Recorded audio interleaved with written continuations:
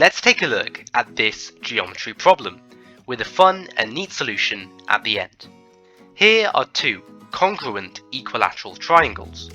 The area of the smaller triangles are 1, 9 and 16. They're all equilateral as well. Given this, what is the area of the shaded hexagon? This nice problem is from the UKMT Senior Maths Challenge. Its website is linked below. Pause here to solve the problem. We'll take a look at a neat solution when you're ready.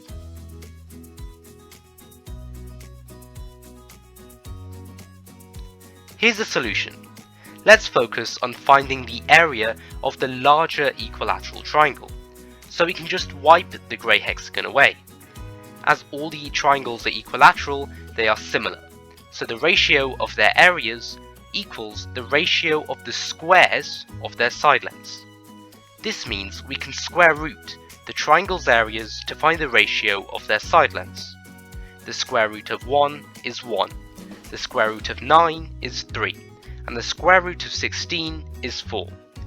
If we let A be the side length of the equilateral triangles with area 1, 3A will be the side length of the triangles with area 9.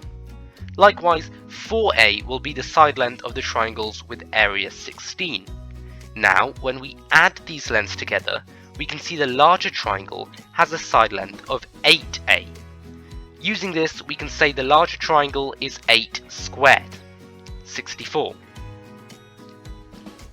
Now, see what happens when we shade the grey hexagon in again and remove the other larger triangle.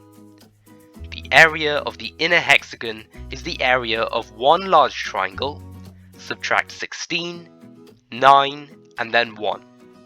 This leaves us with 38 as the final answer. We hope you enjoyed solving this fun puzzle. Thank you for watching Beat the Calculator. Subscribe and see you next time.